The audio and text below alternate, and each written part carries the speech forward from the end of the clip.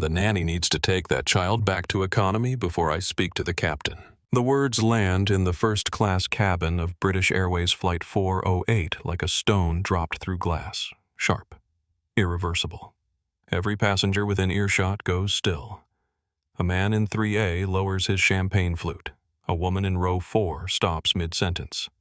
The ambient hum of the Boeing 777 seems to hold its breath. The voice belongs to a woman in a cream Chanel suit standing in the aisle of the most expensive section of the aircraft, one hand gripping the overhead bin, the other pointing with absolute certainty at a black woman seated calmly in Suite 1A. Beside the black woman, tucked under a soft ivory blanket, is a 4-year-old boy with sandy blonde hair and pale skin and green eyes sleeping with one hand curled around a small plush dinosaur. The woman in the Chanel suit is not whispering. She is not uncertain. She delivers the words the way people deliver policy with the smooth confidence of someone who has never once been told they are wrong. And the woman, she is pointing at the woman in the simple charcoal cashmere set and white sneakers. The woman with deep brown skin and a crown of micro-locks and eyes that have seen this particular moment before in different rooms with different faces wearing different clothes, does not flinch. She does not raise her voice. She does not stand up yet. She simply looks at the woman pointing at her, and something moves behind her eyes. Not anger. Not hurt. Something cooler and more patient than either of those things. Something that looks to anyone paying close attention a great deal like certainty. What Margaret Harlow does not know, standing in that aisle with her Hermes scarf and her $45,000 Cartier watch, and 30 years of unquestioned social authority behind her, is that she has just made the single most expensive mistake of her life. Not expensive in the way that word usually means. Not a misstep, not a social faux pas, not an awkward moment she will retell with a rueful laugh at her next charity luncheon. Expensive in the way that ends things. In less than 48 hours, Margaret Harlow will lose her marriage. She will lose her Park Avenue penthouse, her Hamptons estate, her seat on 3 charity boards, her membership to every social institution she has spent 3 decades cultivating. She will lose her husband's career, and because of that, the financial foundation on which every piece of her world has been built. She will lose all of it. And the woman she just called a nanny, she will be the reason why. But to understand how a single sentence spoken at 35,000 feet over the Atlantic Ocean dismantles an entire life, we have to go back. Not to the plane. Not yet. We have to go back to Gate 22 at JFK International Airport to the British Airways flagship lounge 45 minutes before boarding, where 2 women and 1 little boy and 1 confidential corporate dossier and 1 very expensive watch all ended up in the same room at the same time for reasons that would take the rest of the flight to fully unravel. Before we get into this story, I want to ask you something. Have you ever walked into a room and felt someone decide who you were before you even opened your mouth? Before you said a single word? Have you ever watched a person look at you and seen the exact moment they made up their mind, not based on anything you did or said, but based simply on what they saw? If you have, this story is for you. Drop your city in the comments below.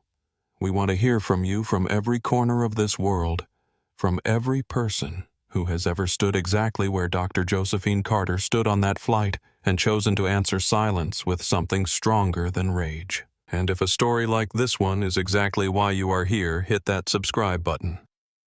Give this video a like. Because what happens on Flight 408 between JFK and London Heathrow is something you are genuinely not going to want to miss. Now, let us go back to Gate 22. Let us start where it started.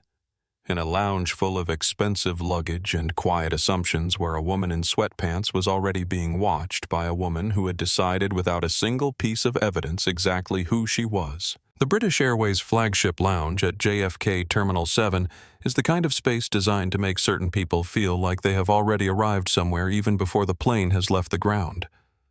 The lighting is warm and low. The furniture is leather, deep-cushioned, arranged in clusters that suggest privacy without actually providing it.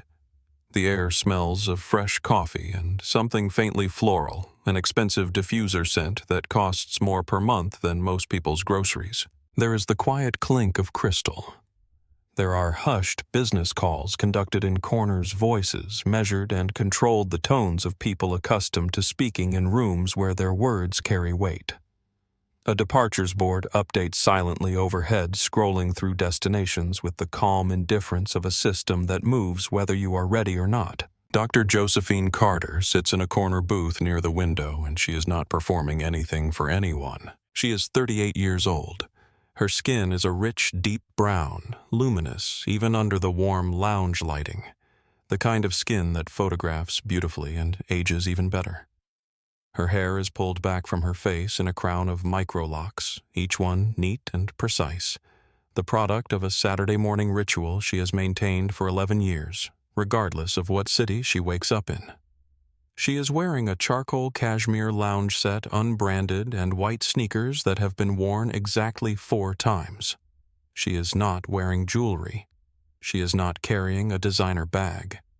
She has a slim iPad in her lap and a half-finished cup of green tea on the table beside her, and she looks like what she is, a woman who is genuinely exhausted and genuinely unbothered by the fact that it shows. The exhaustion is bone deep.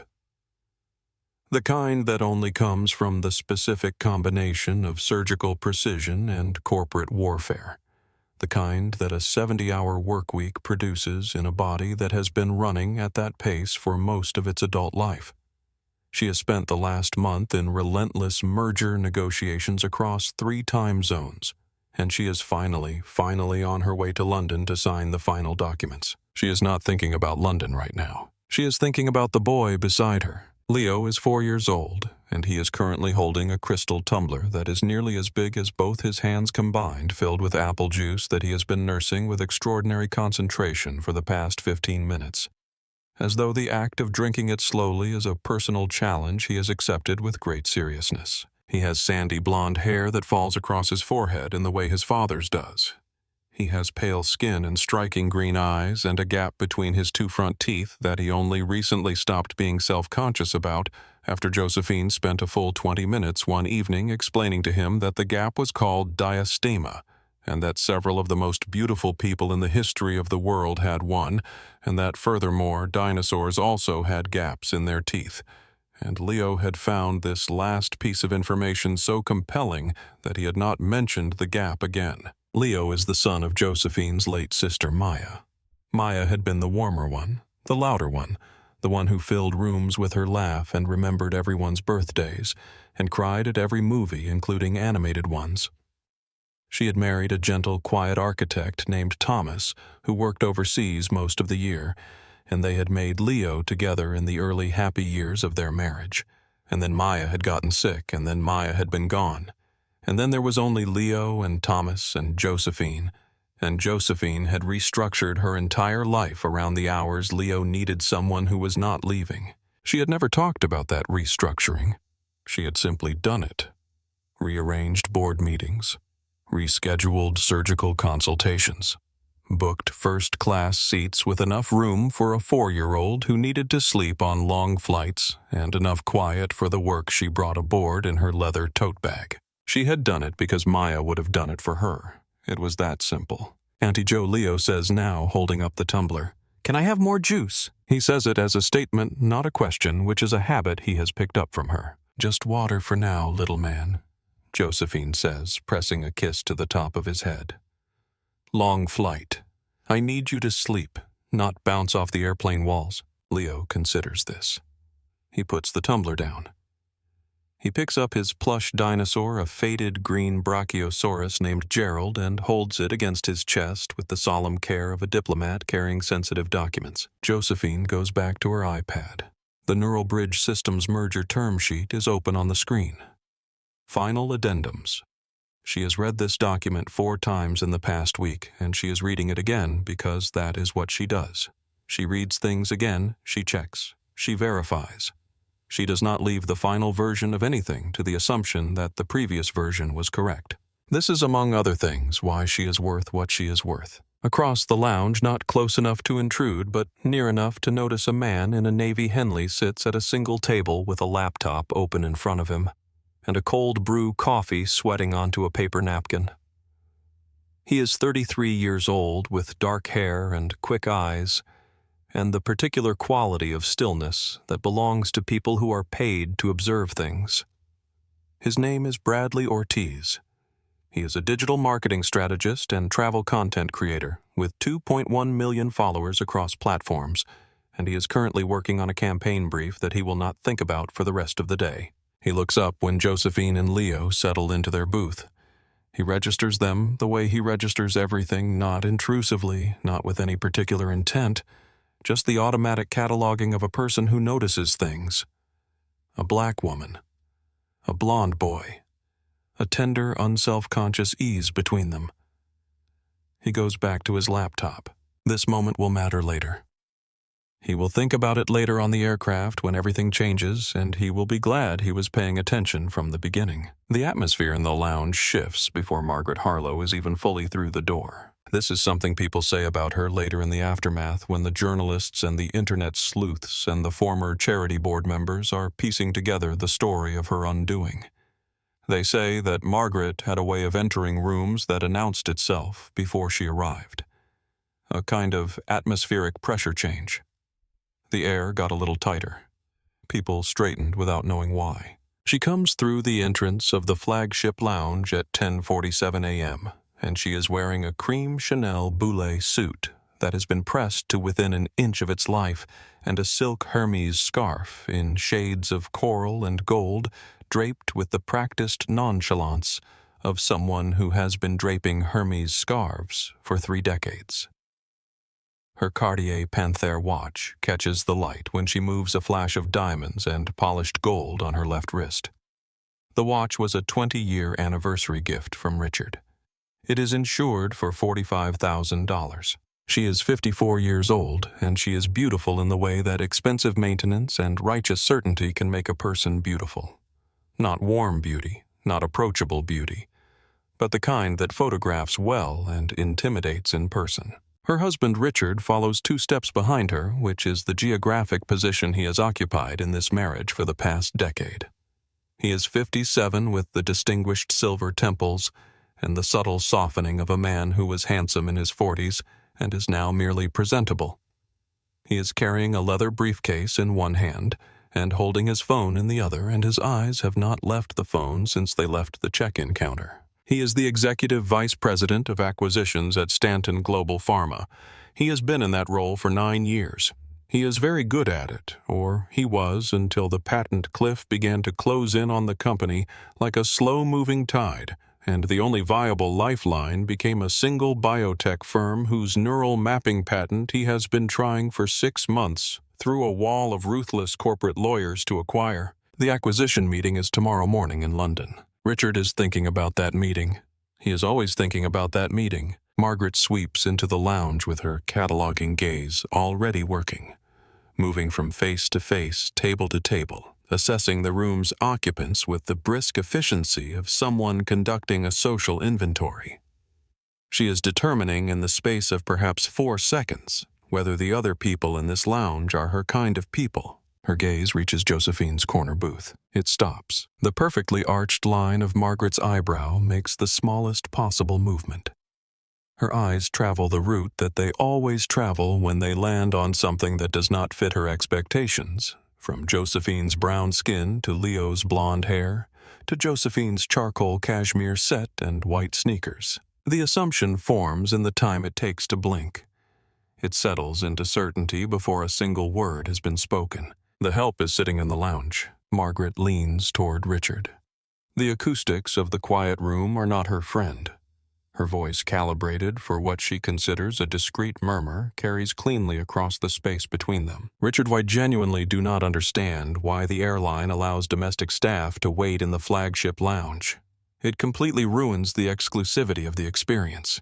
They should be waiting at the gate with everyone else. Richard does not look up from his phone. Just ignore it, Margaret. Do not start. But Margaret has already started in the private courtroom of her own judgment, and the verdict has already been delivered. She does not say anything else.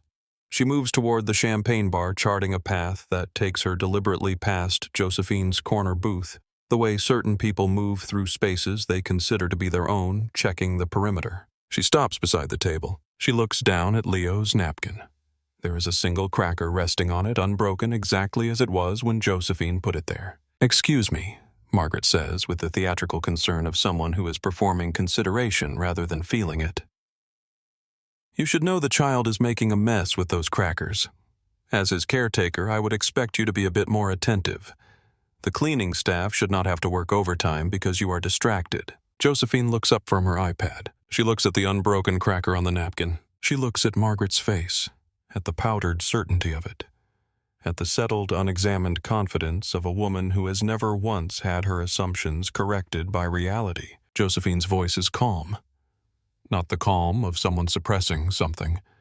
The calm of someone who has nothing to suppress because she has been here before and she knows exactly how it ends. "He is fine," Josephine says. "There is no mess. Enjoy your flight." Margaret scoffs. She mutters something that includes the word insolent and turns on one heel and walks toward the champagne bar. Josephine takes one slow breath. She is familiar with the specific interior weather of this moment, the small, hot spike of something that rises when you are reduced by a stranger, the brief fury of being seen as less than you are. She has felt it enough times to know that it passes, that the correct response is to let it move through her, and then go back to work. And that is what she does. She picks up her iPad. She goes back to the merger documents. People who underestimate you are not obstacles. She learned that somewhere in her 20s in a hospital stairwell on a day when she cried for 3 breaths and then straightened up and kept going.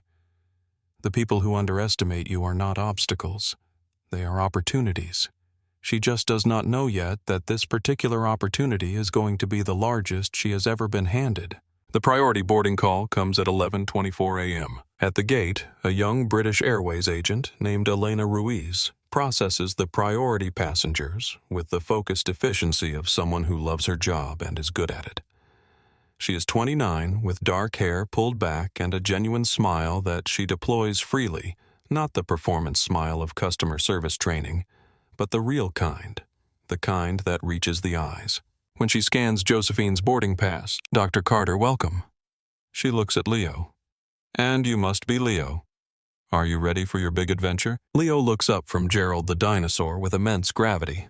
"Gerald is ready," he says. Elena laughs an actual laugh and waves them through. At the forward aircraft door, Jonathan Reyes is positioned where he always is, where he has been for 21 years with British Airways, straight-backed, immaculate, the particular stillness of a person who is always the calmest presence in any room.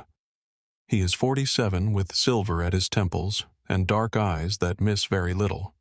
He has been the chief flight purser on this route for 6 years. He recognizes Josephine when she steps through the door, not from headlines, not from a press release, from 2 years ago, a flight from London to New York when she had been traveling alone and had spent the entire journey working and had thanked him at the end with the kind of specific, genuine warmth that people rarely bother with because they do not think the purser notices. He had noticed. "Dr. Carter," Jonathan says, and there is something in his voice beyond professional courtesy. "Good to have you back with us." "Thank you, Jonathan," Josephine says. "Long one today." Jonathan nods. He looks at Leo. Leo holds up Gerald. Jonathan regards the dinosaur with appropriate seriousness and says first-class accommodations for Gerald as well. Naturally, Leo is satisfied with this response. Josephine settles into Suite 1A and 1K. She adjusts Leo's seatbelt. She pulls out his noise-canceling headphones and his small travel pillow and his extra packet of fruit snacks for when he wakes up.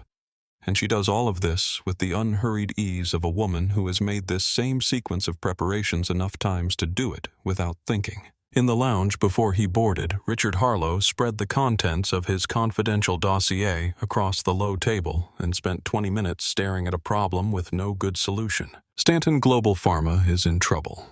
Not quietly, gradually in trouble the way large companies sometimes are, with years of restructuring ahead of them and options on the table. Acutely in trouble. The kind of trouble that keeps a 57-year-old executive vice president awake at 4 a.m. running numbers that keep coming out wrong. Their flagship patent expires in 14 months. The pipeline behind it is thin.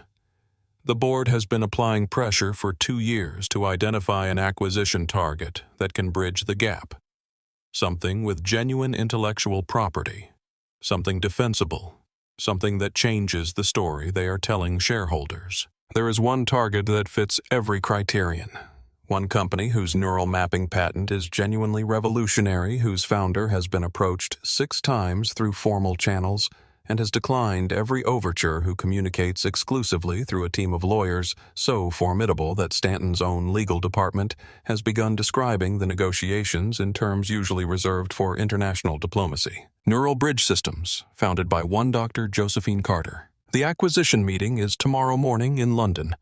They have been negotiating for 6 months. Richard believes they are close. He taps his Mont Blanc pen against the tray table and reviews the final term sheet for the 4th time, and tells himself again that they are close. He does not know that the woman he has been trying to meet for 6 months is seated 3 rows ahead of him on this aircraft. He does not know that the folder visible in the leather tote bag beneath seat 1A contains the identical document resting on his own tray table. He will know soon enough. The first-class cabin of British Airways Flight 408 is one of the more quietly spectacular rooms that most people will never sit in. 14 private suites arranged in a configuration that provides each passenger with a door, a lie-flat bed, ambient lighting in a shade of blue that is specifically designed to ease the body into the rhythms of whatever time zone it is heading toward, and the kind of intentional hush that money buys when it is applied to acoustics. The leather is soft enough that you notice it without meaning to. The air is cooler than the economy cabin by several degrees and carries a faint scent of something that is not quite lavender and not quite cedar, but somewhere between the two. The champagne poured before the boarding door closes is vintage and served in proper crystal, not plastic, and the crew moves through the space with the specific unhurried grace of people who have been trained to be invisible until they are needed. Josephine has booked suites 1A and 1K, the absolute front row, which she chose for the same reason she always chooses the front: maximum privacy, minimum foot traffic, and a forward-facing view that Leo finds exciting even when there is nothing to see outside except clouds. She settles him in. Seatbelt, headphones, pillow. Gerald tucked under his left arm in the position he prefers, which she knows without asking. He is already beginning to drift the particular softening of a 4-year-old who has had an early morning and knows on some wordless level that sleep is the appropriate response to the gentle vibration of an aircraft at rest. She opens her laptop. She goes back to the merger documents. 4 rows behind her, Bradley Ortiz takes his seat in 4A and arranges himself with the practiced ease of a person who spends a significant portion of his life on aircraft. Laptop. Phone on the seat edge. Noise-canceling headphones around his neck, not on his ears, because he prefers to hear what is happening around him. He keeps a low profile in first class, which is easier than it sounds when you have 2.1 million followers who would recognize your face in a departure lounge. He tends to move through the world quietly observing. He notices Josephine in 1A. He places her as the woman from the lounge, the one with the boy and the iPad, and the particular quality of presence that he associates with people who are not performing their success for anyone. He opens his campaign brief. He will not look at it again. The heels announce themselves before she is fully through the door. The deliberate rhythmic strike of expensive footwear on the jet bridge growing louder, and then Margaret Harlow is stepping into the first-class cabin, and Richard Harlow is 2 steps behind her, and the first thing Margaret says is, "No, Richard, I specifically asked for row 2. I cannot stand sitting near the galley. The galley smell is intolerable on long flights, you know this." Richard is looking at his phone. He makes a sound that could generously be interpreted as acknowledgement. Margaret steps into the aisle. She sees Josephine. The sequence of her reaction is visible to anyone watching carefully, and Bradley Ortiz is watching carefully. Recognition of a particular kind. Not the recognition of knowing someone, but the recognition of having already decided who someone is.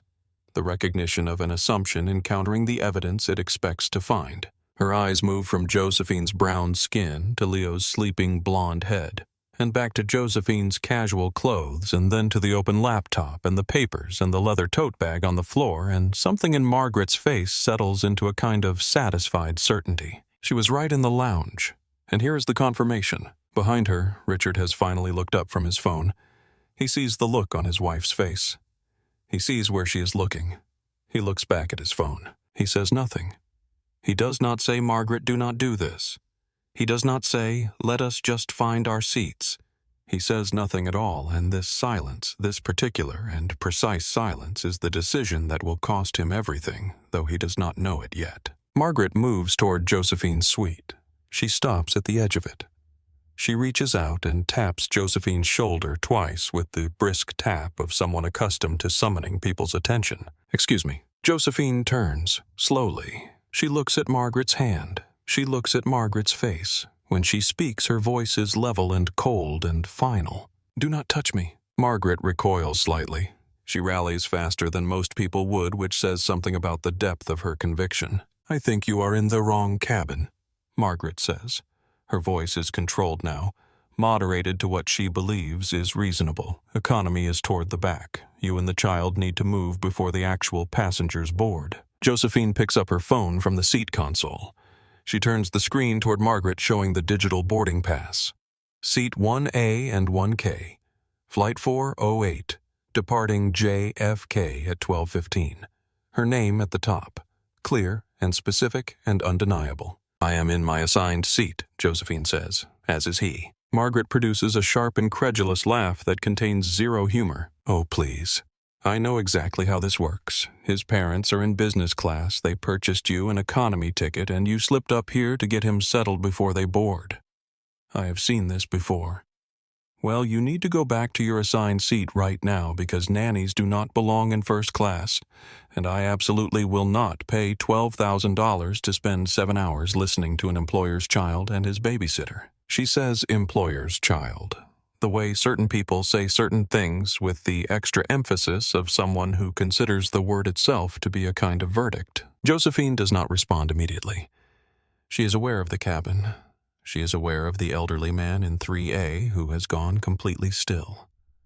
She is aware of the young couple in row 4 who have stopped whispering. She is aware of Bradley Ortiz in 4A whose hand has moved very slowly to rest beside his phone, not touching it, just resting beside it. She is also aware of Jonathan Reyes, who has appeared at the front of the cabin with the smooth, purposeful movement of someone who has been watching since Margaret entered and was waiting to see if this would escalate. It has escalated. "Is there a problem here?" Jonathan says. It is professional and measured and gives nothing away. But his eyes move to Josephine first, and that movement is not nothing. "Yes, Jonathan, there absolutely is," Margaret says immediately, pivoting toward him with the energy of someone who has been waiting for an authority figure to appear and validate her. "This woman is occupying a first-class suite with her employer's child, and I am quite certain she is not meant to be here. I am requesting that she be returned to economy before we depart." Jonathan turns to Josephine. His manner is respectful. His face is neutral in the way that trained professionals can make their faces neutral while their judgment has already been formed. "Ma'am, may I see your boarding passes, please?" Josephine hands him her phone. Jonathan scans both QR codes. He reads the screen. He looks up. He smiles. And it is a real smile, specific and warm, not the generic customer service version. "Thank you, Dr. Carter. Everything is perfectly in order. Welcome aboard. And please let me know if Leo needs anything at all during the flight. Dr. Carter." The name lands in the cabin air differently than Margaret anticipated. Margaret blinks. Her mouth opens and closes once. "Dr. Carter," she repeats. Her voice has gone slightly flat. "Check the system again. There must be a glitch. There is no way she paid for those seats personally." Richard, who has been standing 2 steps back in the aisle, tugs at Margaret's sleeve. "Margaret, sit down." The purser checked the tickets. Margaret shakes him off. She does not look at him. "This airline used to have standards," she says, and her voice has risen now, the aristocratic modulation beginning to slip. "I am not going to share a luxury cabin with hired help who has no concept of where she belongs." The cabin has gone dead silent. The elderly man in 3A is no longer even pretending to look elsewhere. He is watching Margaret with an expression that is not subtle. The young couple in row 4 have stopped whispering. Bradley Ortiz has not touched his phone. He is watching. Josephine stands up. She is shorter than Margaret, several inches shorter, and she fills the aisle completely in a way that has nothing to do with height and everything to do with the specific gravity of a person who knows exactly what she is standing in. Her voice does not rise. It drops actually to something quieter than before, the way certain sounds become more rather than less powerful when they get quieter. "Let me make something exceptionally clear to you," Josephine says. The cabin leans in. "I am not a nanny. I am Leo's aunt. His mother was my sister. I hold 3 board certifications in neuroscience, and I am a licensed surgeon. I founded a company that is currently worth considerably more than your entire family estate, and I purchased these seats myself with my own money for this flight tonight like any other passenger on this aircraft. Now, you have 2 choices. You can take your seat and remain completely silent for the duration of this flight, or I can inform the captain that you are aggressively interfering with the boarding process, which is a federal offense. I will let you decide." "What will it be, Margaret?" She uses the name the way a surgeon uses a scalpel. Precise, deliberate, cutting exactly where she intends to cut. Margaret stands absolutely still. Her face moves through several colors. Red from fury, white from something closer to the first genuine uncertainty she has experienced in a very long time. Richard takes her arm. "Margaret, sit down, now." This time she lets herself be moved. She does not look at Josephine again. She sits in 2D and she picks up the glass of champagne that has been waiting on her tray table, and she holds it without drinking it, and her knuckles around the stem are white. Richard sits beside her. He opens his dossier. He goes back to work. He has said nothing to Josephine. He has not acknowledged her. He has managed the situation by managing his wife, which is different from doing the right thing, and somewhere in the part of him that still knows the difference, he is aware of that. The boarding door closes. The ground crew disconnects the jet bridge with a heavy mechanical thunk.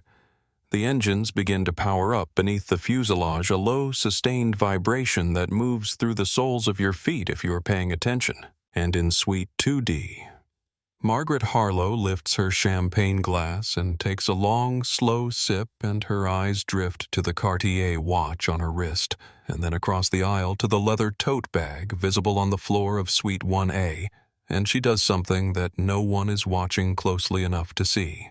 She smiles. She could be patient when it mattered. She had always been able to be patient when it mattered. She does not act immediately.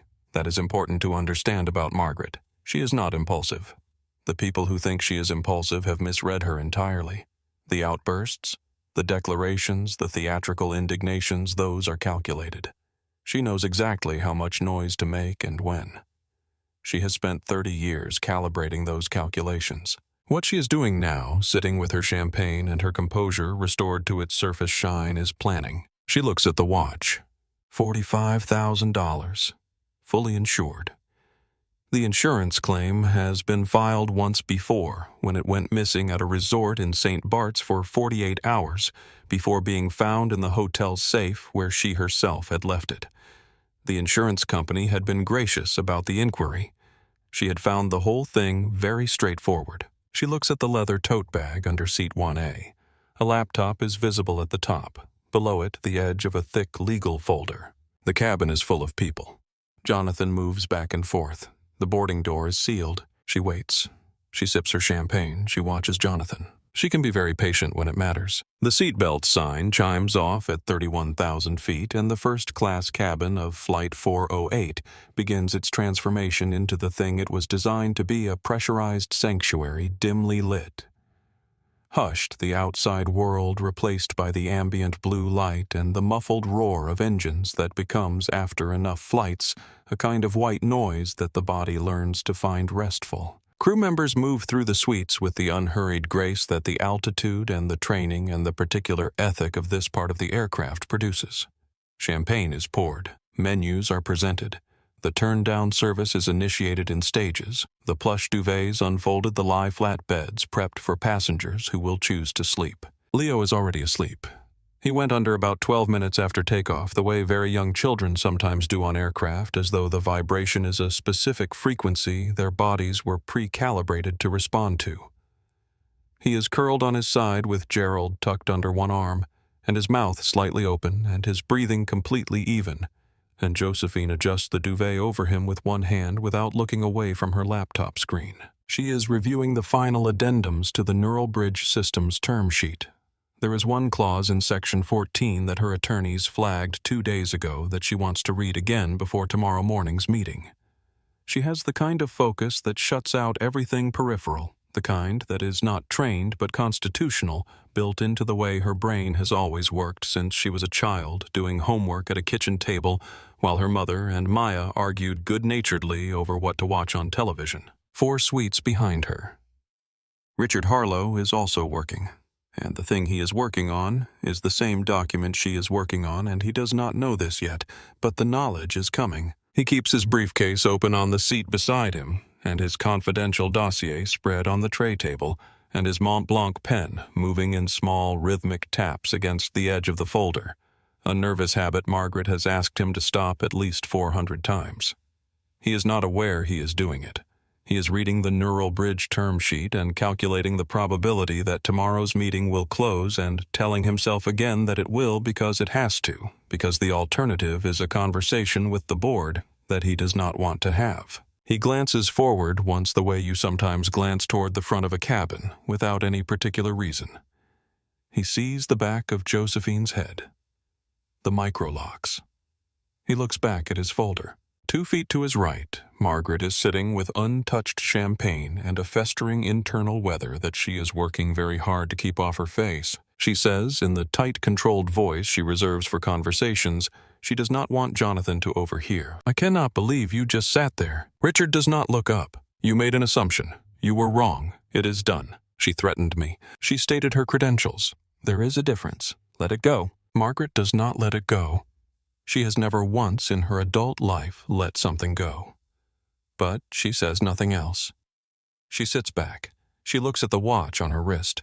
She waits. It is the small nod that does it. Jonathan walks past Suite 1A, and he glances at Josephine with the particular brief acknowledgement of someone who sees her not as a passenger to be managed, but as a person who has been in this space before and earned the right to be comfortable in it. And something about that quiet nod catches her off guard in the way that kindness sometimes does when it arrives without preamble. She looks up from her laptop. She looks at Leo sleeping, and she is 19 again in a fluorescent-lit office at Johns Hopkins University, sitting across a desk from a man named Mr. Pritchard, who is looking at her financial aid application without opening it. The chair across from him is slightly too low, which she has always suspected is not accidental. The fluorescent light above his desk flickers every 40 seconds or so, a small, persistent malfunction that the university has apparently decided does not rise to the level of requiring repair. There is a poster on the wall behind him that says something about reaching for your potential with a photograph of a mountain and a sunrise, and she has been staring at it for the past 6 minutes while he reviews paperwork that he has not actually reviewed. Mr. Pritchard slides the application back across the desk to her. He does not open it. He folds his hands on top of it. "Medicine is a very demanding field," he says. He says it kindly. That is the worst part about what follows, the fact that he says it kindly, as though what he is about to tell her is something he is doing for her, rather than to her. "Have you considered nursing? There are excellent programs, or medical administration. Very solid career paths. I think you might find them a better fit." He smiles. He is done. Josephine looks at the application on the desk. She thinks about the 2 buses she took to get here this morning. She thinks about the folder of documents she organized twice before she left the apartment because she wanted to be certain she had everything they could possibly ask for. She thinks about the notebook she keeps under her mattress where she has been writing since she was 15. The name of every step in a neurosurgical procedure, practicing the vocabulary. The way other girls practiced song lyrics, repeating it until it was part of her. She picks up the folder. She folds it in half. She stands up. "I will take that as a no on the scholarship," she says. She walks out of the office. She walks down the hallway and through the fire door and into the stairwell, and in the stairwell, where no one is watching, she cries. 3 breaths. Not more. She counts them deliberately the way she has learned to count things that want to swallow her whole. 1, 2, 3. Then she straightens up. She picks up her bag. She walks down the stairs and out of the building and into the afternoon sun, and she begins in the specific and practical way that she approaches every problem to figure out what she is going to do instead. She works double shifts at the hospital administration desk for 2 years. She files a different scholarship application every month for 18 months. She sleeps 6 hours a night because 6 is what she can afford and still function. She graduates at the top of her surgical program at 26. She publishes her first neural mapping paper at 29. She files her first patent at 31. She founds neural bridge systems in a rented room in Baltimore at 35 on a laptop that is 3 years old with a first team of 4 people who believe in her enough to work for equity before there is any equity to speak of. At 37, Neural Bridge is valued at $500 million. At 38, she is on a British Airways first-class flight to London to finalize the acquisition that will double that number. Mr. Pritchard retired from Johns Hopkins 3 years ago. There was a small departmental function. Someone sent her an email about it, a colleague who knew she had been a student there. She did not attend the function. She did send a donation to the Financial Aid Scholarship Fund the week after Neural Bridge's Series B closed, a substantial one submitted anonymously. She did not attach a note. She did not need to. Back in Suite 1A at 35,000 feet above the Atlantic Ocean, Josephine blinks. She looks at her laptop screen. She looks at Leo's sleeping face. She reaches over and tucks the edge of the duvet more securely under his arm. Some doors close in your face, she thinks, and you find out later that they were the wrong doors anyway. She goes back to the merger document. 90 minutes into the flight, Josephine tells Jonathan she is going to change Leo into his pajamas. She asks with the easy courtesy of a frequent traveler who knows the crew's routine if he can keep an eye on their suites. Of course, Dr. Carter, Jonathan says. Take your time. She scoops Leo into her arms. He stirs, but does not wake fully, doing the particular boneless reorganization of a child whose body understands it is being carried somewhere safe and has no objection. She moves forward to the spacious first-class lavatory, Leo's head on her shoulder, Gerald trailing from his hand. Margaret watches them go. She watches Jonathan, who is briefly called to the galley by a question from the passenger in row 4, a logistics question about meal timing. The front of the cabin is unwatched. The idea, which has been developing for 90 minutes with the patience of a very deliberate person, moves from consideration to decision. Margaret unclasps the Cartier Panther watch from her wrist. She turns it once in her fingers.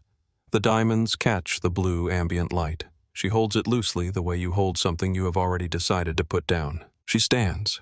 She stretches her arms above her head, the performance of a passenger relieving stiffness. She moves into the aisle.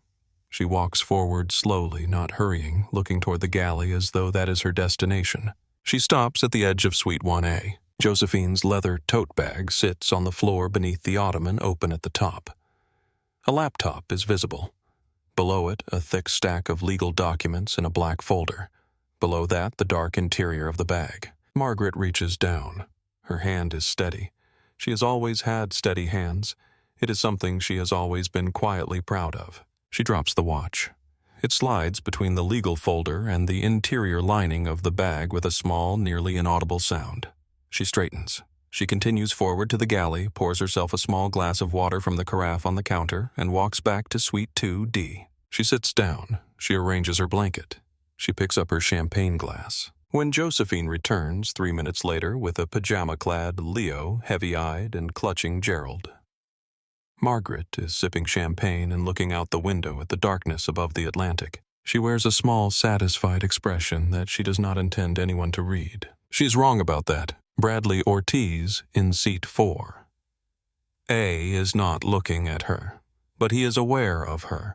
He has been aware of her since the boarding confrontation in the way that a person becomes aware of a particular element in a room after the element has already revealed its character. He does not know what he just did or did not see. He is not certain. He files it in the back of his awareness and goes on watching. Let's see, Margaret thinks, watching the reflection of the cabin in the dark window. How much applause the doctor gets when Scotland Yard boards this aircraft. Josephine gets Leo settled back into his suite. She pulls the duvet up to his chin. She checks that Gerald is in the correct position. She sits back in 1A and opens her laptop and looks at the merger document, and then she closes the laptop just for a moment because her lower back is stiff from sitting, and she wants to be still for a few minutes before she returns to section 14. She had learned somewhere in her early 30s that the work was the only thing that never betrayed her. Not in a bitter way, not in the way of a person who has given up on other things, but in the practical, empirical way of someone who has tested the proposition repeatedly and found it consistently true. The work was honest. The work did not decide who you were before you opened your mouth. The work did not look at your face and calculate your belonging. You showed up for it, and it showed up for you. She is 31, sitting at the end of a long conference table in a hospital boardroom in Baltimore, and the presentation she has prepared has taken 6 weeks to build and 4 rehearsals to refine, and she is 4 minutes into it when a man named Gerald Foster, heavyset mid-60s board member for 11 years, interrupts her. "How long have you been in the medical device space, Dr. Carter?" he asks. She tells him, 18 months with Neural Bridge, 7 years prior in clinical neurology. He nods. He turns to the man beside him. The man beside him is named Robert Chambers, and has the particular quality of the person who follows the lead of whoever in the room seems most certain. Foster is certain. Foster leans toward Chambers and says, not quietly enough, "Who is her backer? There has to be someone with money behind this. Women do not usually get this far on their own in this space." Chambers makes a sound of agreement. They are already looking at the next slide. Josephine stops the presentation. She does not raise her voice. She does not perform anger. She waits until the room has noticed that she has stopped, and then she says very calmly in the voice she has been developing since the stairwell at Johns Hopkins, the voice that is quiet and absolute and does not require volume to fill a space. "I am my own backer, Mr. Foster. I funded the first 18 months from surgical income. The patent is mine. The intellectual property is mine. The team is mine. I am not here to find a co-signer. I am here to offer your institution a partnership that will reduce your diagnostic error rate by 40% in the first year. The question is whether you would like to participate in that or whether you would prefer to continue your current approach." Silence. Gerald Foster is quiet for a long moment. Then he says, "Proceed with the presentation." She gets the contract. Gerald Foster retires 2 years later. There is a small departmental gathering. She sends flowers to his going-away party, white lilies per his assistant's guidance. The card reads, "Congratulations on your tenure." She does not mention the board meeting. She does not need to. Back in 1A, she opens her laptop. She goes back to section 14. Some battles you win quietly. Those are the best kind. 3 hours out from Heathrow, most of the cabin is asleep. The lights are at their lowest setting. The only sounds are the steady engine roar and the occasional movement of crew members through the aisles. The silence shatters at 2:43 a.m. London time. Richard Margaret's voice cuts through the cabin, sharp and carrying. "My watch, my Cartier watch, is gone." Richard startles awake from a half-sleep. His dossier slides from his lap and hits the floor. He looks at her disoriented. "What, you were just wearing it?" "I know I was just wearing it," Margaret says, her voice pitched at a volume that she has calculated will wake exactly the people she wants it to wake. "I took it off to apply hand cream and I set it on the console, and now it is not on the console and it is not in my bag and it is gone." She is already standing. She is searching through her seat with movements too large and too dramatic for the space designed to attract attention rather than to efficiently locate a missing object. Jonathan appears with the speed of someone who has been partially awake at the galley station, as crew members on night flights tend to be. "Mrs. Harlow," he says, his voice low and controlled. "Please lower your voice." "How can I help?" "My $45,000 watch has been stolen," Margaret announces. Not to Jonathan specifically. To the cabin. Several passengers have woken. The elderly businessman in 3A is sitting up. The couple in row 4. A woman in 5C pulls earbuds out and looks forward with the cautious attention of someone assessing whether they need to be concerned. Jonathan searches the suite methodically with a flashlight, between the seat cushions, under the console, along the edges of the lie-flat bed. The watch is not there. Margaret stands up to her full height. She turns. She looks at Josephine, who is awake and working and has been awake and working since the noise began, and who lowers her pen and looks back at Margaret with a stillness that is entirely unlike surprise. She knew, or she suspected, or she has been on enough flights and in enough rooms to know how this particular performance ends. "I saw her walk past my seat earlier," Margaret says. Her voice is certain the way all of her voices are certain. "She must have taken it while I dozed off." Her eyes stay on Josephine. Richard, now fully awake, grabs her arm. "Margaret, stop right now. You cannot accuse people of grand larceny." "Why not?" Margaret says. She does not move. Look at her. Real wealth does not travel like this, Richard. She probably spent everything she had on that seat just so she could access the kind of people worth stealing from. The accusation hangs in the cabin air. It lands on every person in the space differently. The businessman in 3A makes a sound that is not a word but contains considerable judgment. The couple in row 4 look at each other. The woman in 5C has picked up her phone and is holding it in a way that suggests she is considering using it. Bradley Ortiz has not moved. He is completely still. His phone is in his hand. He is thinking about something he saw 90 minutes ago that he was not certain he saw, and he is becoming more certain. Josephine puts her pen down. She does not rush. She does not react. She looks at the accusation the way she looks at every problem as something to be addressed with precision. She takes one slow breath. She unbuckles her seatbelt. Before we go any further into this story, Josephine is about to do something that most of us only get to imagine doing. If you believe that dignity should not depend on what you look like or what you are wearing, share this video right now. Because what happens in the next 60 seconds is the moment this whole flight was building toward. Do not go anywhere.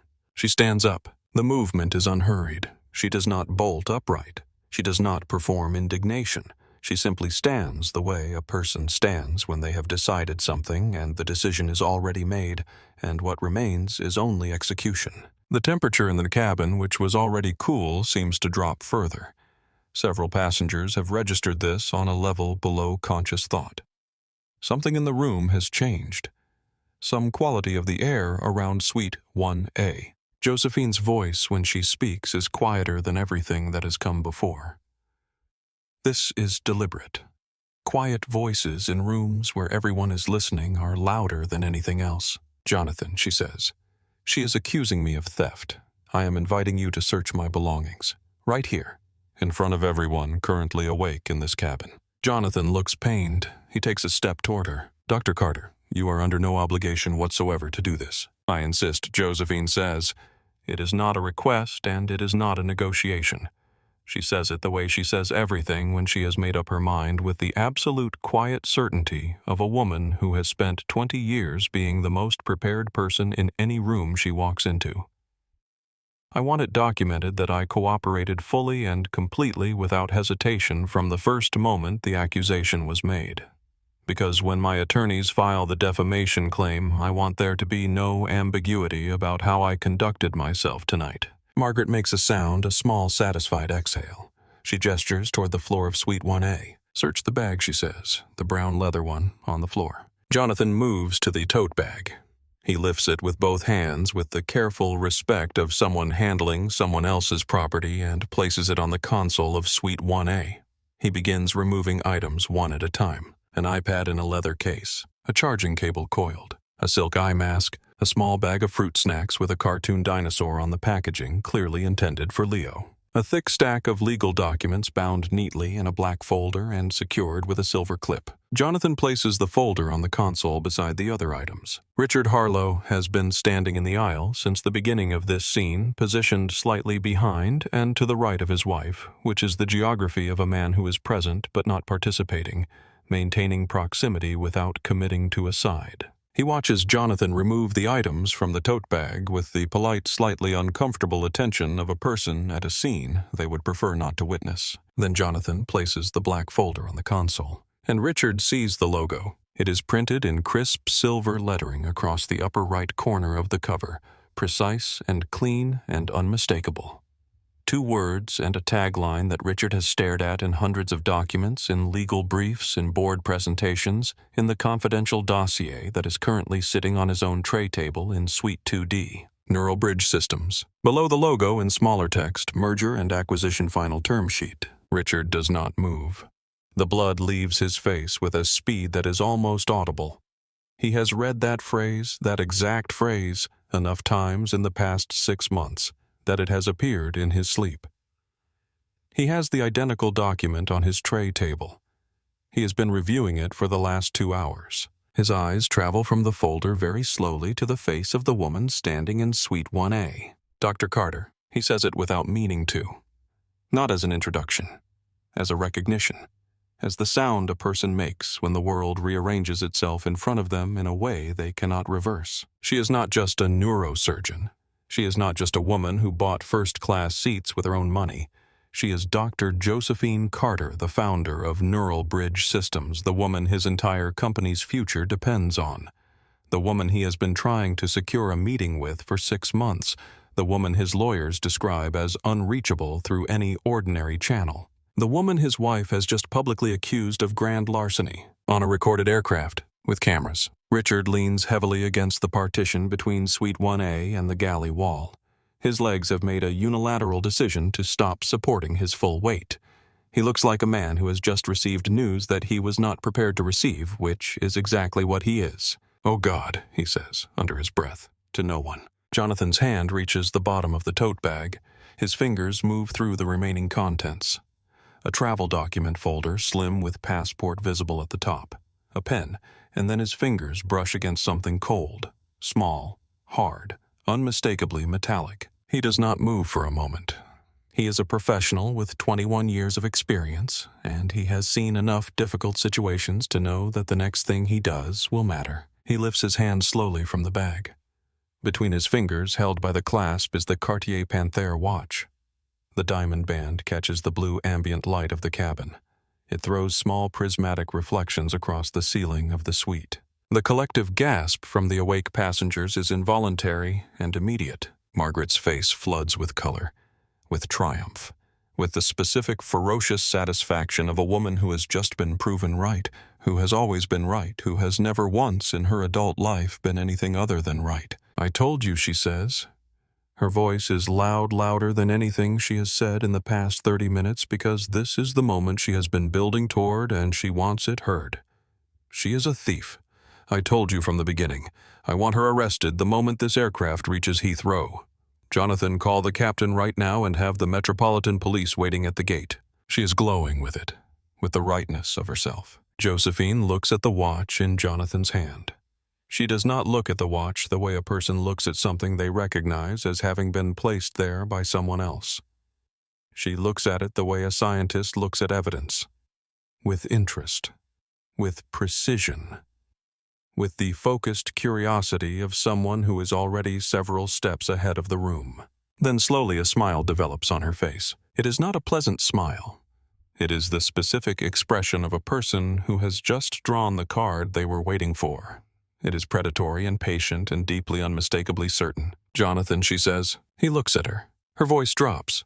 It becomes very quiet and very particular, like a door closing on a very specific subject.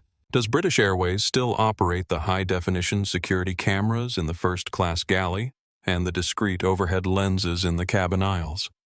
The ones installed for passenger safety documentation. Jonathan is still for a half-second. He has been a flight purser for 21 years. He has dealt with passenger disputes, medical emergencies, security situations, diplomatic incidents at altitude, and at least 2 events that he has never discussed in any formal context. He is very good at reading rooms. He reads this room in approximately 2 seconds. "Yes," he says. "We maintain full 4K coverage of the entire first-class cabin, Dr. Carter, specifically for incidents exactly like this one." The color drains from Margaret's face, not gradually, immediately the way water drains from a glass when the bottom is removed. "Excellent," Josephine says. Her voice has dropped to a sound that barely carries beyond the front row of the cabin, but every awake person is leaning forward to catch it, and they catch it. "Have the captain secure and lock the footage from the past 3 hours, please. Every frame. Because when the Metropolitan Police board this aircraft at Heathrow, I want them to see exactly who put that watch in my bag." Then she turns to Richard. He has not moved from his position against the partition. He looks like a man waiting for a sentence to be delivered. And Richard Josephine says, "I would strongly suggest you contact your CEO the moment this aircraft lands. The neural bridge acquisition is terminated." She says it the way she says everything consequential, quietly, completely, without drama. Richard opens his mouth. He closes it. He looks at the floor. The PA chime is soft. The captain's voice is measured and authoritative and contains the specific quality of calm that pilots use when they are telling passengers something they need to hear without alarming them unnecessarily. "Ladies and gentlemen, this is your captain speaking. We have begun our initial descent into London Heathrow. We ask that the cabin crew prepare for landing.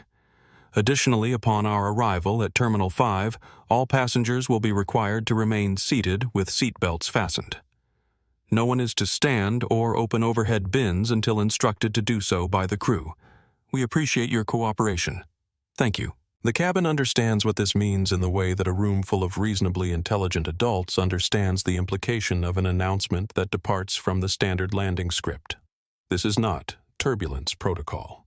This is not a routine instruction. This is the aircraft telling you in the careful language of aviation that something is going to happen when the wheels touch the ground. Margaret understands it too.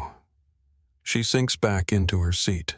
The triumph has drained away completely, and what is left in its place is a cold and expanding dread, like a draft entering a room through a gap you did not know was there. She looks up at the ceiling of the cabin, at the slim, nearly invisible dome of dark glass integrated into the architecture above the aisle. At the camera she did not think about when she stood up 90 minutes ago and walked toward Suite 1A. Josephine is not watching Margaret. Josephine is already attending to Leo, who has stirred at the sound of the PA announcement.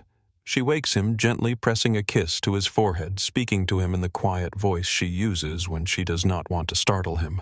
"Good morning, little man. We are almost in London." Leo opens one eye. "Is Gerald okay?" "Gerald is fine. Gerald is excellent. Are you hungry?" Leo thinks about this with great seriousness and concludes that he is, and Josephine produces the fruit snack packet from the console where Jonathan placed it and hands it to him, and Leo settles back against his pillow with the packet, and Gerald and the unhurried contentment of a 4-year-old who has all his most important things within arm's reach. Josephine reaches into her tote bag.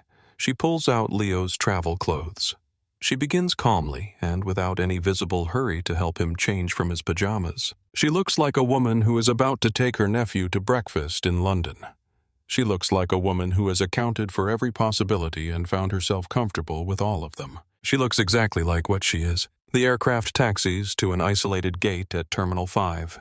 The jet bridge attaches with a mechanical sequence that sounds in the dead-silent cabin louder than usual. The seatbelt sign remains illuminated. Nobody moves. Jonathan stands at the forward port door. He looks at Josephine once, a tight and contained nod, the kind of nod that means, "I see you and I know what I did and I would do it again." Then he turns the handle. 3 officers of the Metropolitan Police Service step into the cabin. Inspector Fiona Gallagher leads. She is in her late 40s with gray eyes that move through the space efficiently and a bearing that is entirely calmly in control. Behind her, Constable Davies and a second officer who takes a position at the forward galley and does not speak. "Good morning," Inspector Gallagher says. Her voice fills the cabin without effort. "We are responding to a mid-air report of grand larceny on British Airways Flight 408.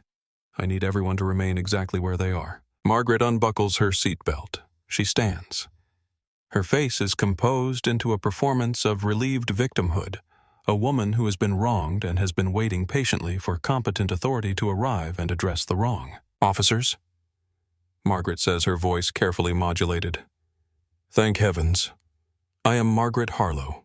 I reported the theft. That woman," she points at Josephine, "stole my Cartier watch. It was found in her bag, and I want her taken into custody immediately." Inspector Gallagher holds up one gloved hand.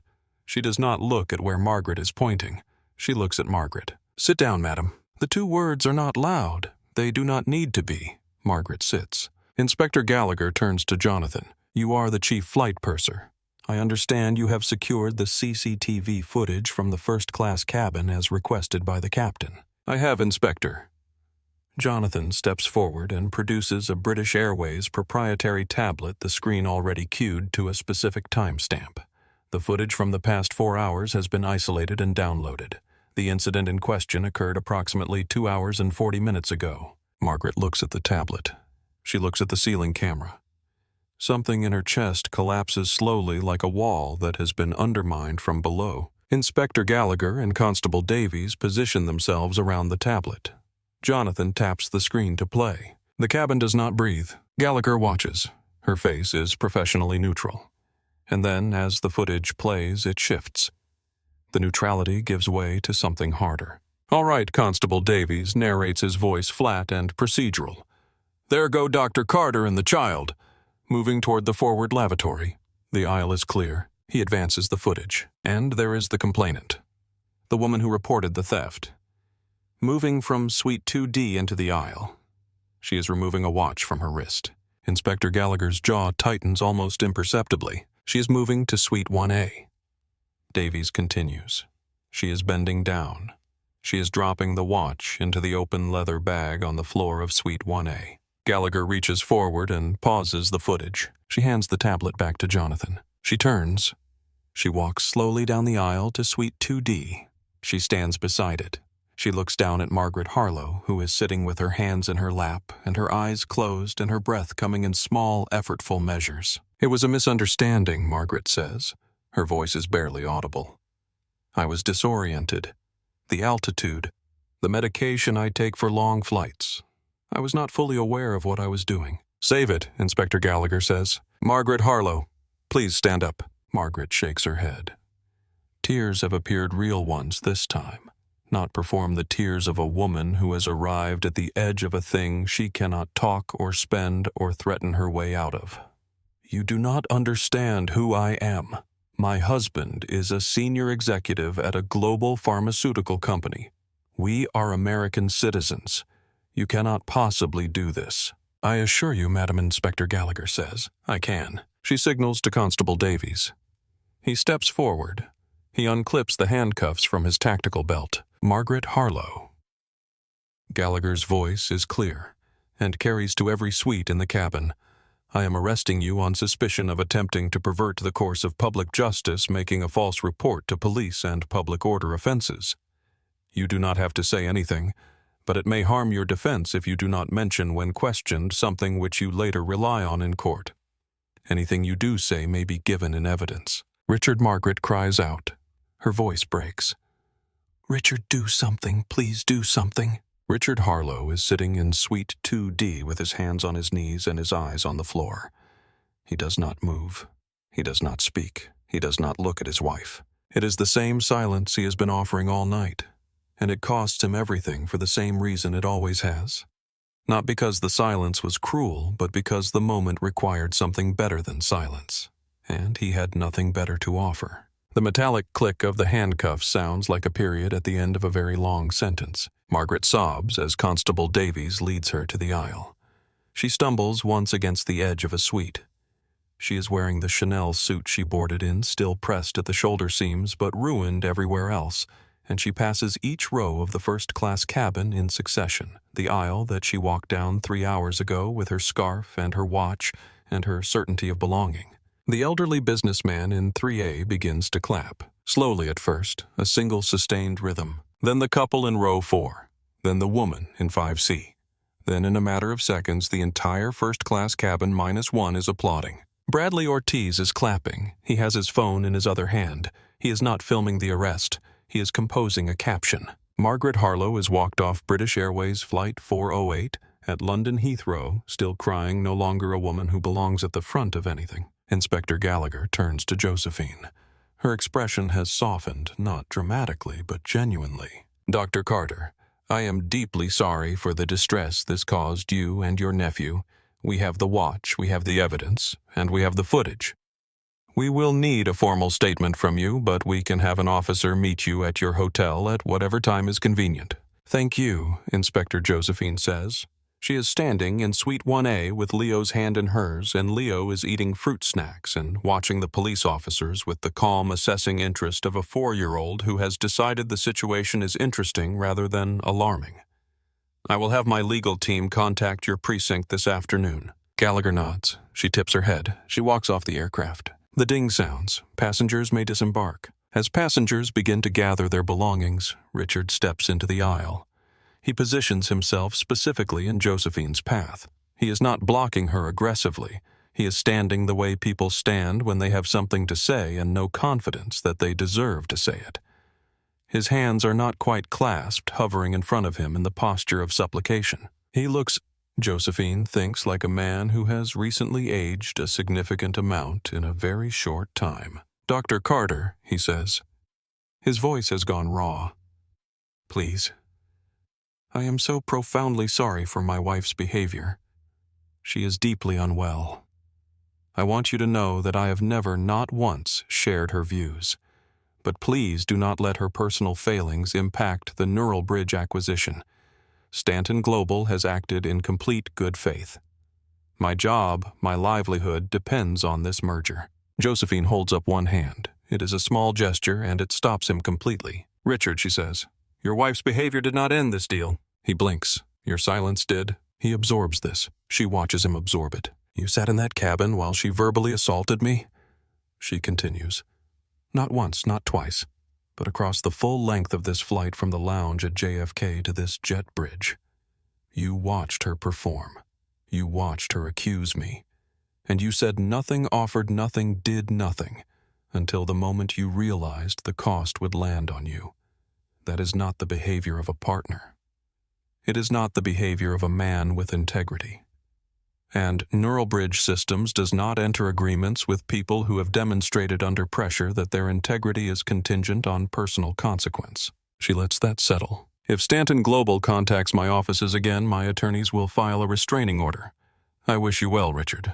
I genuinely do. She steps around him. Come along, Leo. Let us find some breakfast in this city. Leo, who has been listening to none of this and all of this simultaneously in the way that 4-year-olds absorb the emotional weather of adult conversations without necessarily tracking the content, says, Does London have good eggs? Josephine smiles, the best she says. Bradley Ortiz posts at 7:43 a.m. London time. He does not post the confrontation footage. He is not the kind of person who films confrontations, which is one of the things that makes him trustworthy as an observer of them.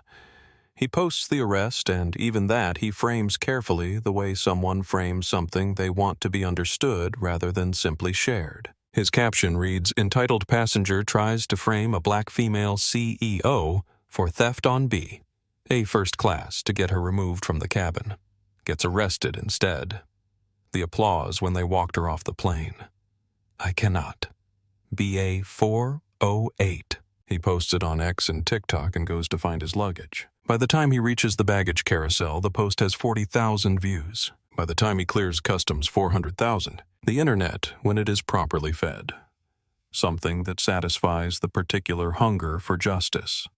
That large platforms have both cultivated and come to depend on responds with the kind of speed and intensity that has no real-world analog. The video spreads from timeline to timeline, with the momentum of something that people do not simply watch, but feel the need to share, as though the sharing is itself a form of participation in the outcome. By midday London time, 8 million people have seen Margaret Harlow in handcuffs. By midnight, 40 million. The internet sleuths arrive within hours of the first significant surge. They work with the cheerful, relentless efficiency of people who have discovered a talent for research and a cause that seems to justify applying it. They find Margaret's name on 3 charity board websites. They find her photograph at 11 years' worth of Metropolitan Arts Foundation galas, always in the front row, always with her scarf and her watch, and the polished certainty of a woman who has never once doubted her right to be exactly where she is. They find Richard's executive profile on the Stanton Global Pharma corporate website, his headshot, his title, his LinkedIn page. They find the property records, the Park Avenue penthouse, the Hamptons estate, the country club memberships. The headlines arrive in the afternoon, first in the British tabloids, then in the American press, then globally. Socialite arrested after planting watch in black CEO's bag on transatlantic flight. Executive's wife charged after first-class frame-up. Neural Bridge C. EO Dr. Josephine Carter. What really happened on Flight 408? And then, the profile pieces begin.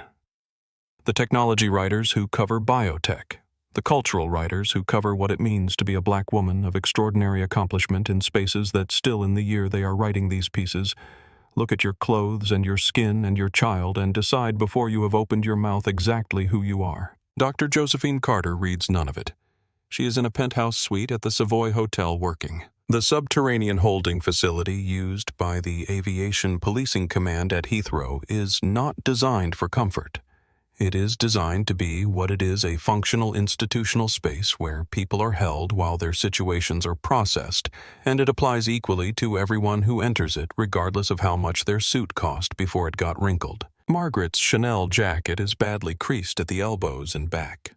Her Hermes scarf has been folded into an evidence bag along with her other belongings. Her Cartier watch is in a separate evidence bag in a separate room.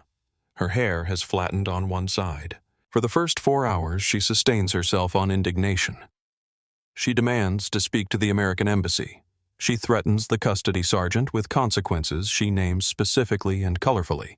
She recites her board memberships, her husband's title, her property addresses, the names of people she personally knows in positions of governmental authority. The custody sergeant receives all of this with the professional neutrality of someone who has heard many variations of it. By afternoon, the indignation burns itself out. It has nowhere to go. The walls of the holding cell do not respond to it. And Margaret, who has spent 30 years in an environment where her certainty of herself operated as a form of social currency, discovers that in this room at this moment, it is worth exactly nothing. She is permitted one call. She calls Richard. The phone rings 4 times, then voicemail. She calls again. Again. On the 5th attempt, the line connects. Richard's voice sounds like a man who has been compressed, like something essential has been removed from it. Margaret. His voice is hollow. Richard. Thank God. You need to come here. They processed me. They took my fingerprints. You need to contact our attorneys and post bail and get me out of this place right now. There is a pause on the other end of the line that goes on long enough to be its own form of communication. I cannot, Margaret, Richard says. What do you mean you cannot? Richard, I am your wife. I just got off a video call with the Stanton Global Board, he says. His voice does not rise. It has nowhere left to rise to. Dr. Carter's legal team contacted them this morning. They have formally and permanently withdrawn the Neural Bridge merger. The cited reason is a gross breach of corporate ethics and targeted personal harassment by an executive spouse.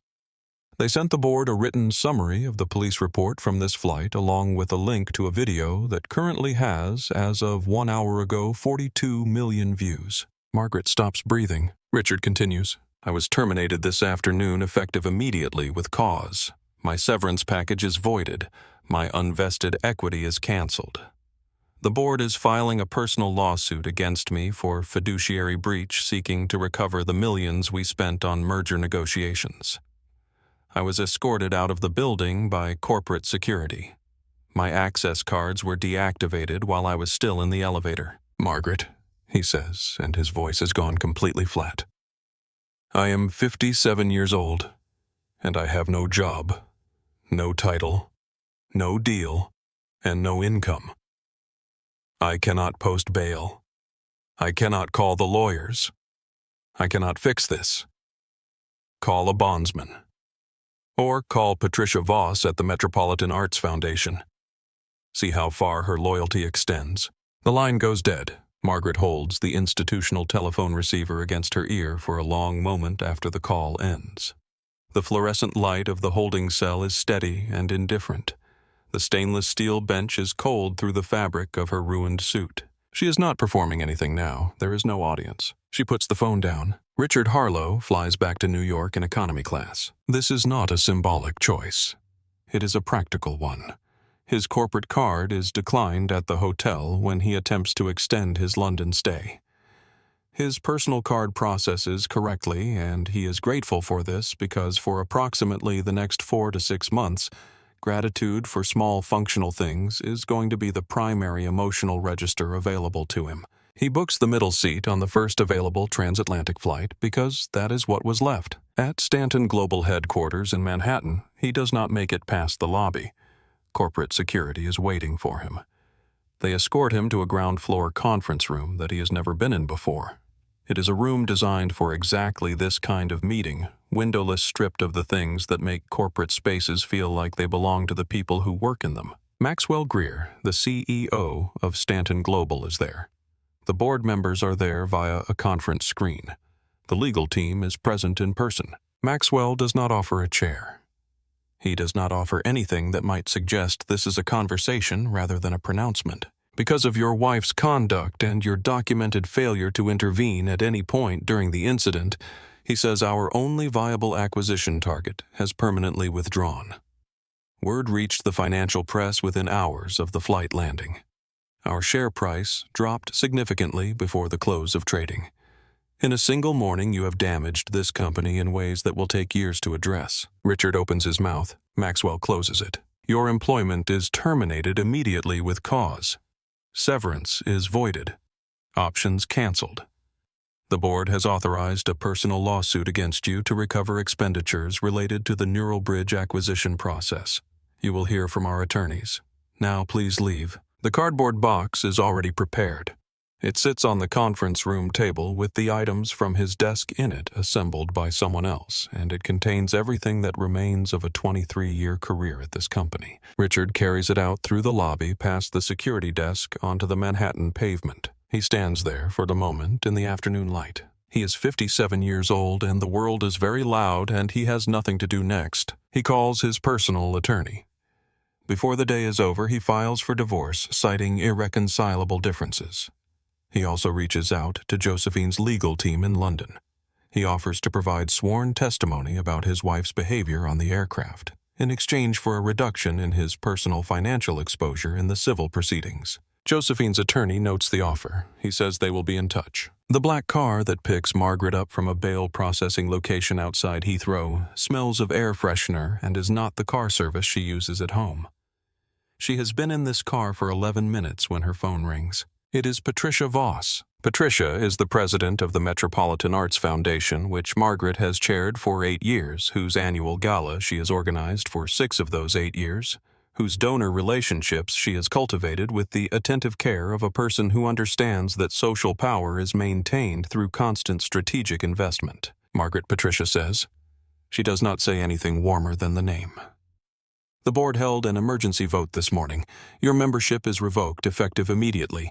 Your gala donation from last year is being refunded. We are formally requesting that you step down from the Botanical Society, the Children's Hospital Auxiliary Board, and the Country Club. Effective immediately, Patricia Margaret says. Her voice is high and thin, and she hears it as though it belongs to someone else. You know me. We have worked together for 8 years. The video does not show everything. It was edited. It does not tell the whole story. I know that you are a liability, Patricia says. Our donors have been contacting us since this morning. 2 of our largest institutional sponsors have indicated they will withdraw funding if your name remains associated with our letterhead. You have become something I cannot manage or explain. Please do not attempt to attend the spring luncheon. Security has been instructed. The line goes dead. Margaret puts the phone in her lap. Outside the car window, London slides past in its gray, indifferent afternoon light. She is looking at it, but not seeing it. The Metropolitan Arts Foundation is not a charity to Margaret. It is or was the center of everything. The room where she is most herself, where her name on the invitation list is itself a form of authority, where the work of organizing and funding and attending is indistinguishable from the work of existing as the person she has spent her life becoming. Without it, she is not certain who she is. She sits in the back of the unfamiliar car and begins for the first time and without any audience to perform it to understand what she has done. 3 months later, a mediation room in downtown Manhattan, 23rd floor. Josephine is not in the room. She is in Baltimore in her office at Neural Bridge Systems, reviewing the first applications for a new initiative she has been quietly building for 9 weeks. Her attorney, David Okafor, is in the room. He is one of the most methodical litigators in the state of New York, and he has had over the past 3 months an exceptionally strong hand to work with. The criminal matter resolved first. Margaret entered a guilty plea to a reduced charge, public mischief, and making a false police report, in exchange for the more serious charges being set aside. She paid a substantial fine. She received a permanent lifetime ban from entering the United Kingdom. She now has a criminal record attached to her name, which appears prominently in any search engine result that includes those two words. The civil matter took longer but arrived at the same destination. The Harlows facing simultaneous legal pressure from Josephine's defamation and emotional distress claims, and from Stanton Global's personal lawsuit against Richard, ran out of room. The Hamptons estate went first at auction for considerably less than its assessed value. The Park Avenue penthouse followed. The art collection, the vehicles, the contents of wardrobes assembled over decades. The settlement number, when it is finally agreed upon, is significant. Okafor calls Josephine to confirm. She listens to the number. She says good. She says proceed. She says, and the foundation documentation is ready to file. Yes, Okafor says. Everything is ready. File it, Josephine says. Richard Harlow takes a consulting role at a mid-sized firm in New Jersey 6 months after his termination. It is not a corner office. It is not a title he would have previously considered. He does the work, which is the only thing left to do, and he does it adequately. He is the cautionary tale that gets mentioned at the kinds of dinners he no longer attends by people who knew him, who say his name in the past tense even though he is still alive. Margaret, having paid an enormous fine and carried the weight of a guilty plea and a globally viral video back to the United States, rents a 2-bedroom apartment in a suburb of New Jersey. The apartment is clean and functional and located in a building where no one on the board of any cultural institution has ever lived. Her name, when it appears in search results, appears in a specific context that she cannot alter and cannot remove. She is 54 years old. She is not destitute. But she is alone in a way she was not built to be, in a world from which every room that once held her name on the guest list has quietly removed it. The Cartier watch remains in an evidence locker at Heathrow. It will not be returned. Josephine does not keep a cent of the settlement, not $1. She announces the establishment of the Carter Maya Foundation at a press event in London, chosen deliberately the city where the story ended and where she wants the new chapter to begin. The foundation is named for her sister. The naming is the only public statement she makes about Maya. She does not elaborate on it at the press event. She does not need to. The mandate of the Carter Maya Foundation is specific and unbending. Full-ride comprehensive scholarships in STEM and medicine for gifted young women of color in the United States and the United Kingdom. The scholarship covers tuition housing books and a mentorship program that connects each scholar with a professional in their chosen field for the duration of their education. The first cohort is 12 scholars. They are between 17 and 22 years old.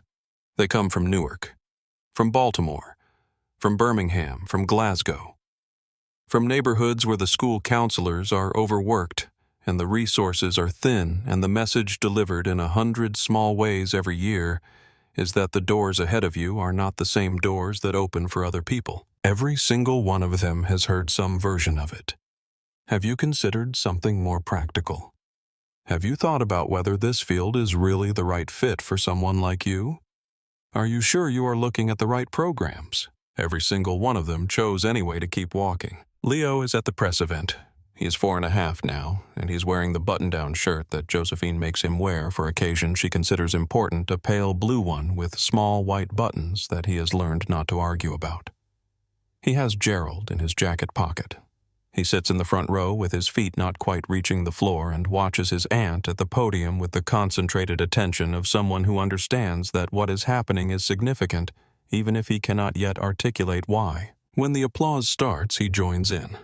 He claps very seriously with both hands, watching Josephine to see if she is pleased. She is. She is also thinking about other things the way she usually is.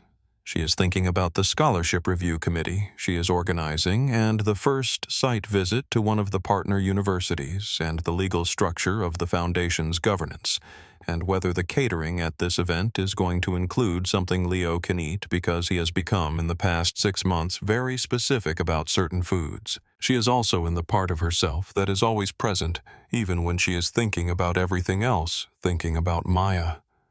About what Maya would have said about all of this. Maya would have cried, which she did at everything. She would have made a joke about the fact that Josephine named a major charitable foundation after her and had not managed to mention it in advance. She would have picked Leo up and swung him around until he laughed. She would have been so proud. She would have said so loudly in front of everyone. In the car back to the hotel after the press event, after the photographs and the brief interviews and the handshakes, Leo asks from his car seat, "Auntie Joe, are those girls your friends now? The ones you were talking about at the microphone?" Josephine looks at him. He is holding Gerald against his chest and looking at her with the open, unreserved curiosity of a child who has not yet learned that some questions are complicated. She thinks about the financial aid office at Johns Hopkins with its flickering fluorescent light. She thinks about Gerald Foster and his Mont Blanc pen. She thinks about a first-class cabin at 35,000 feet and a woman in a cream Chanel suit who looked at her and saw hired help and decided without a single piece of evidence exactly who she was. She thinks about 12 young women opening an envelope, reading their name at the top of a scholarship letter, sitting very still for a moment before the reality of it lands. "They will be," Josephine says. "They just do not know it yet." Leo nods. He accepts this.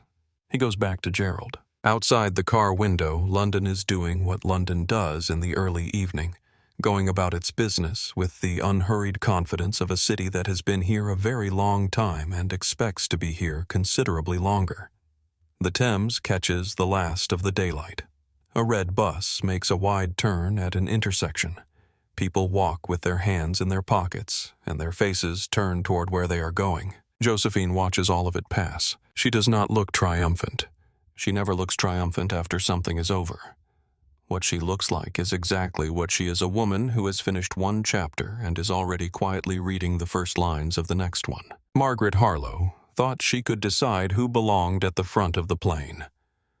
What she never understood, what the woman in the cream Chanel suit and the $45,000 watch and the 30 years of unquestioned social authority never once understood, is that the woman she pointed at had already earned her seat 1,000 times over. In hospital corridors at 2 a.m, in financial aid offices with flickering lights, in boardrooms full of men who asked who her backer was and discovered too late that the answer was her. She did not need Margaret's permission to belong. She never had. And every young woman who opens a Carter Maya scholarship letter and reads her own name at the top will understand something that Margaret Harlow, sitting alone in a suburb of New Jersey, will spend the rest of her life trying to forget. That dignity was never Margaret's to grant or withhold. It always belonged to Josephine. And now in 12 new forms and 12 extraordinary young women who were told the wrong doors were the only doors it belongs to them too. If this story moved you today, if it reminded you that the people who are told they do not belong are often the very ones who change everything, please take a moment right now and share this video with someone who needs to hear it. Every share puts this story in front of someone new, and that matters. If you have not subscribed to this channel yet, hit that subscribe button right now and ring the notification bell so you never miss a story like this one. And if you are watching from somewhere in the world right now, drop your city in the comments below. We read every single comment. We see every one of you. Give this video a like if Josephine's quiet strength is the kind of strength you believe in.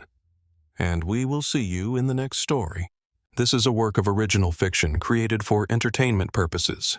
All characters, names, companies, and events depicted in this story are entirely fictional and are not intended to represent any real person, organization, or event. Any resemblance to actual persons living or dead or actual events is purely coincidental.